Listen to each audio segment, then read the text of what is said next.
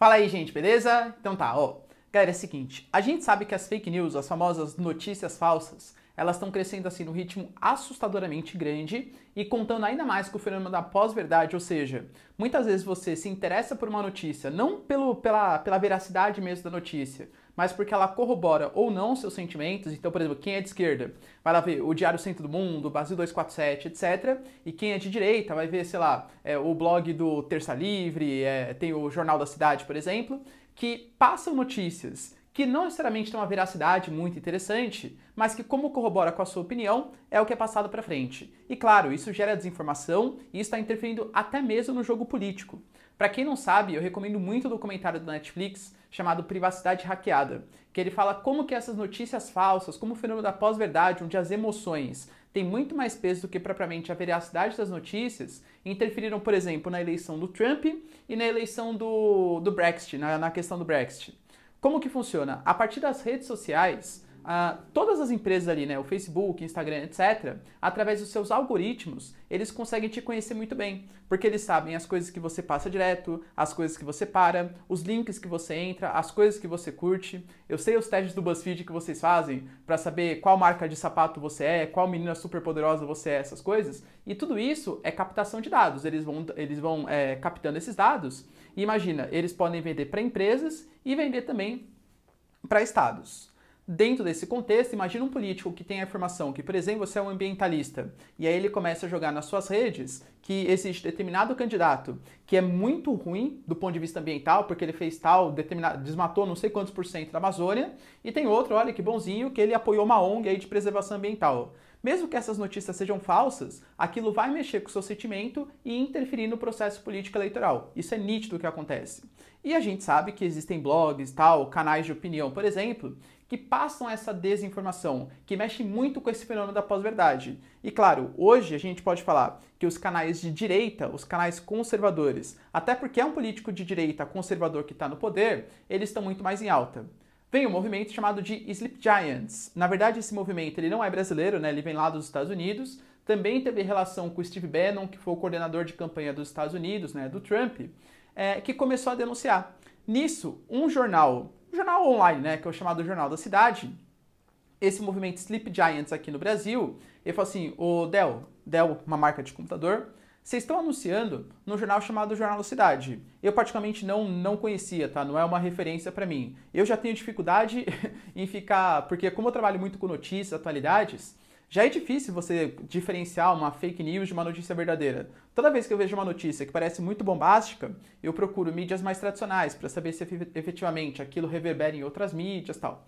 Mas tem esse Jornal da Cidade que eu particularmente não conhecia, etc.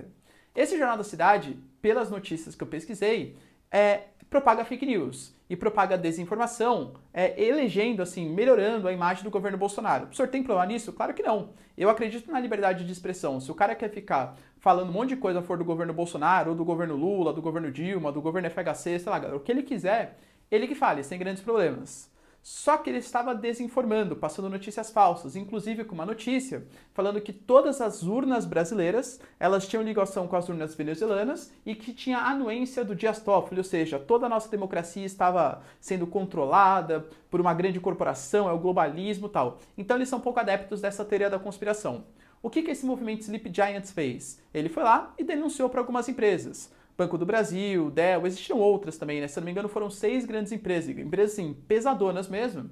E essas empresas todas pediram desculpa por estarem anunciando, porque como que funcionam os anúncios hoje? Antigamente, sei lá, você tinha uma empresa grande, a Coca-Cola, ela quer fazer um anúncio. Ela aí, como não tinha na internet e tal, era mídia tradicional. Então a Coca-Cola negociava com o canal de televisão. Existia muito mais ligação entre o anunciante e o cara que está anunciando. Hoje em dia, você pega a Dell mesmo, que é uma empresa gigantesca, ela vai lá no Google AdSense e fala assim, Google, eu quero investir, sei lá, R$1 milhão em propaganda. É pouco até, muito mais que isso, tá? R$1 milhão em propaganda. E aí o Google, ele começa a distribuir em sites, em blogs, em canais do YouTube, etc. As propagandas que aparecem, tudo, não é que, sei lá, se aparecer uma propaganda no meu vídeo aqui da Dell, não é porque a Dell se relacionou comigo. A Dell se relacionou com o Google, o YouTube é do Google, e aí ele coloca a propaganda no meu canal. Só que, claro, a Dell, ela tá acabando, por exemplo, aparecendo no meu vídeo. E se eu estiver falando um monte de besteira aqui pra vocês? Isso pode manchar a imagem da Dell. E é justamente isso que o Sleep Giant está fazendo. Ele tá mostrando, Dell, você tá sendo anunciado nesse site, sabia disso? Esse site aqui que falou que as urnas foram compradas pela Venezuela, o Dias Toffoli e tudo tal. Você quer continuar anunciando nisso? E aí a Dell e outras 6 empresas, inclusive o Banco do Brasil, voltaram atrás e pararam de anunciar. O Banco do Brasil a gente sabe que é uma empresa estatal, 100% é uma SA, né? Não é 100% do governo brasileiro, a Caixa sim é 100% brasileiro.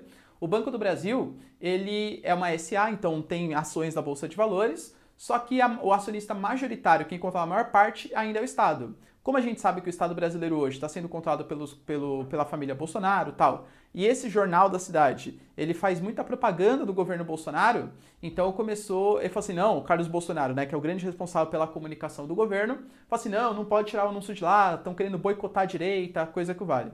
E aí o Banco do Brasil voltou a anunciar nesse site, tá? E aí vem a pergunta, professor, mas então qual que é a solução? Você acha que, por exemplo, tem que ter uma censura por parte do Estado? Porque esse tipo de comportamento ele desinforma. Isso mexe com a democracia. Eu vou trazer muito mais indagações do que propriamente respostas aqui para vocês. Vamos imaginar então que o Estado ele comece a regular o que seria fake news e o que não seria fake news. Concorda que é um pouco abstrato esse conceito? Alguns são bem nítidos que é fake news. Outros não. Outros são uma fake news pelo viés que ele fala, pela maneira como ele fala. E aí, você gostaria, por exemplo, que o Bolsonaro, você se for de esquerda, que o Bolsonaro definisse o que é fake news e o que não é fake news? E se você é de esquerda, você gostaria, aliás, de direita, você gostaria que, sei lá, o Lula definisse o que é fake news e o que não é fake news?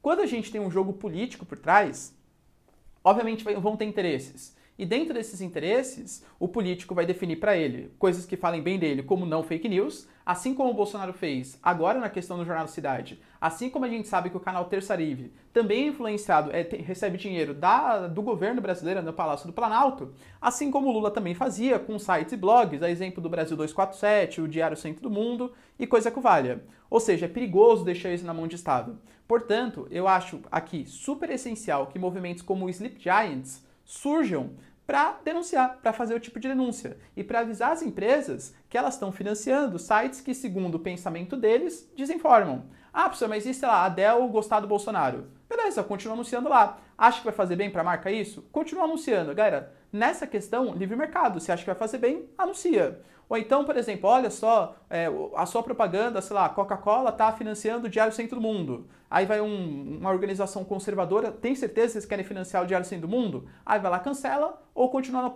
apoiando.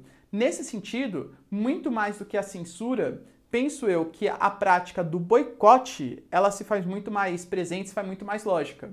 Porque, imagina, galera, se a gente começar a censurar esses meios de comunicação, isso pode ser uma coisa bastante perigosa, vindo do Estado, que, claro, tem as suas preferências políticas. E isso que é importante, e isso parte muito da educação, da conscientização, da informação para essas empresas do onde que elas estão anunciando. Por exemplo, na minha concepção, algumas empresas atualmente apoiando os políticos que apoiam, apoiando as medidas anti-isolamento que apoiam, eu particularmente não consumo mais nelas. A exemplo da Centauro, a exemplo do Madeiro, dentre outras marcas aí, que não combinam com o meu jeito. Então eu vou praticar a arte do boicote. Ah, professor, mas você sozinho não faz nada. Beleza, por isso que a gente precisa de informação, precisa repassar o conhecimento, tá? E por isso que é super importante esses movimentos aí políticos, como Sleep Giants, para denunciar essa questão das fake news. Claro, o Estado, extremamente perigoso começar a se meter nessas coisas. Belezinha, galera? Deu para entender?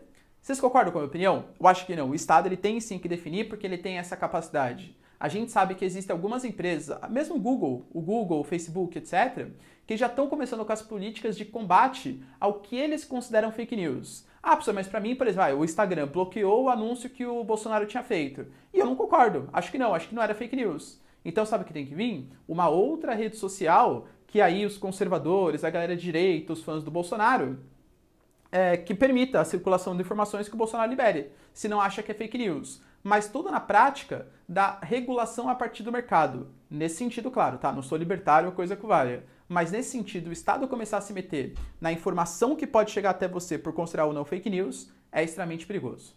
Beleza? É isso aí, galera. Beijos, abraços, tchau. Deixa nos comentários, quero saber sua opinião, tema polêmico. E é isso aí. Beijos, abraços e tchau.